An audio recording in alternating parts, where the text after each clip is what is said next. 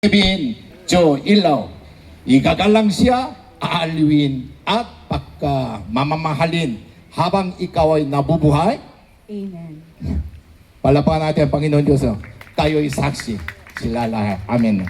Sa oras na ito, pwede pasahin niyo ang iyong singsing and then personal. Okay. Kevin muna. Okay. Leslie Ann, tinatanggap kita upang maging aking asawa, upang mahawakan ka mula sa araw na ito at magpakailanman. Sa hirap o ginawa, sa sakit o kalusugan, upang alawin ka aking hindi nagmamaliw na pag-ibig at katapatan, hanggang sa tayo ay paghiwalayin ng kamatayan. Kevin, tinatanggap kita upang maging aking asawa, upang mahawakan ka mula sa araw na ito at magpakailanman, sa hirap o ginhawa, sa sakit o kalusugan, upang aliwin ka, hindi magmamaliw na pag-ibig at katapatan, hanggang sa tayo ay paghiwalayin ng kamatayan.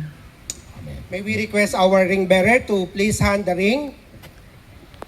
Wedding rings are a symbol of a union and a sign of commitment and love between a groom and a bride, just as one between Jesus Christ and the church.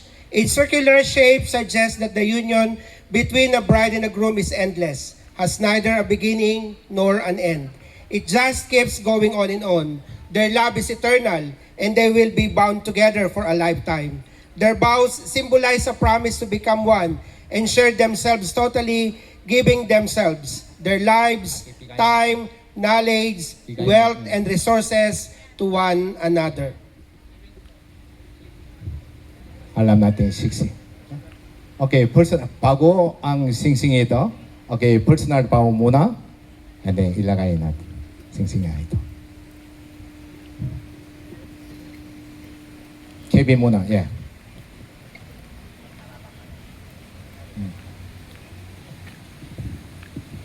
Mahal, dumating na rin yung pinakahihintay nating mag-isang dibdib sa harap sa harap ni Lord at sa nagmamahal natin sa buhay. Nangangako ako sa may kapal na mamahalin ka na sobra-sobra.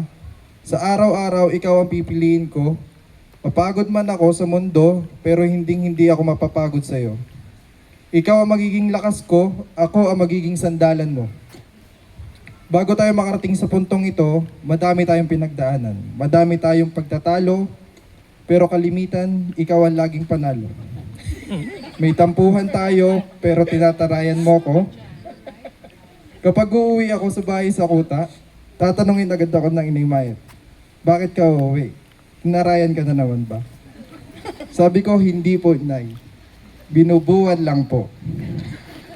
Alam ko madami pa tayong pagsubok na haharapin at di kita iiwan. Lalaban tayo na magkasama sa hirap o ginhawa. Hindi ko bibitawan ng iyong mga kamay kahit sa huli ng aking buhay. Hindi man ako maging perfect husband, gagawin ko lahat para magampanan ang pagiging isang asawa at maging ama sa magiging anak natin. Walang makapagsabi ng kung anong mangyayari sa kinabukasan, kaya mamahalin kita at aalagaan hanggang ako'y humihinga.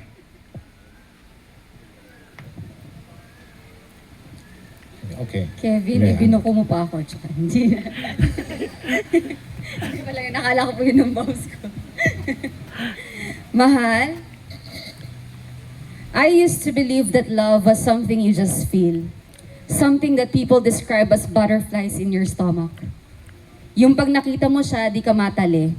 Kumukulo ang tiyan, kumakabog ang dibdib. Akala ko love should always be exciting, uncertain, or be overwhelming to be real. But loving you changed everything. I thought I knew. Because with you, love isn't loud or confusing. It's calm. It's steady and it's certain. Hindi pala laging butterflies. Minsan, ang tunay na pagmamahal ay yung tahimik na kapayapaan na nararamdaman mo yung pakiramdam na ligtas ka, na finally you're home. And maybe that's how I should have known that what we have is real. It's funny how our story began. We met a long time ago back when we were still young. Sa church, sa simpleng pagkakataon na hindi natin alam, may sinisimulan na palang plano ang Diyos para sa atin. We went on with our lives, grew separately, faced our own struggles, our own seasons. Akala natin ordinaryong pagkikita lang yun sa land bank. But God was already writing our story. Because in His perfect time, He brought us back to each other. Kagaya nga ng nakalagay sa aking wedding veil, He has made everything beautiful in its time. Sa tamang panahon, sa tamang pagkakataon, pinagtagpo niya tayo. Not only to love, but more importantly, para piliin ng isa't isa habang buhay. And so today, in front of everyone we love, I make this promise to you. Pipiliin kita araw-araw. I will choose you in quiet moments, in the laughter we share, and even the silence when words are not enough. Pipiliin kita sa saya at lalo na sa hirap. Sa panahong parang ang gaan ng lahat at sa panahong kailangan nating maging matatag. I promise to choose patience when it's easier to give up, to choose understanding when it's hard to listen and love. Pipiliin kita kahit may mga araw na hindi kita makakasama sa mga espesyal na okasyon dahil kailangan mo maglingkod sa bayan. Lagi kitang susuportahan, iintindihan at ipagdarasal kahit minsan kailangan kong maghintay. Pipiliin kitang maging kakampi sa lahat ng laban, samahan sa bawat pangarap at hawakan ka sa bawat hakbang ng buhay. I have always found my home in you and in your presence. Ang pagmamahal mo na tahimik pero sigurado. With you, I feel safe, I feel at peace. Parang kahit ang gulong ng mundo, okay lang kasi nandyan ka. I promise that I will be your tahanan too. Ako naman ang magiging pahinga mo sa panahong pagod ka na. Ako ang uuwian mo kapag mabigat na ang lahat. At sisikapin kong iparamdam sa iyo araw-araw na may tahanan ka sa akin. Puno ng pagmamahal, ng pag-unawa at kapayapaan. I promise to walk with you in faith, to serve God with you side by side. Sabay nating itayo ang buhay na nakasentro sa Kanya. I will choose to pray with you, grow with you, and keep God in our lives. Thank you for the peace that you bring. Dahil sa iyo, hindi ko kailangan maghanap pa. Sa iyo natagpuan ko ang aking tunay na pahinga. And even though it took me 37 beautiful years to finally found my own version of tahanan, I know it is all worth it. Because truly, He has made everything beautiful in its time. Through every season and every choice and every promise I've made today, know that I love you deeply. Mahal ko. Palapakan natin ang Panginoon Diyos. Thank you for your sharing. Okay. Sige.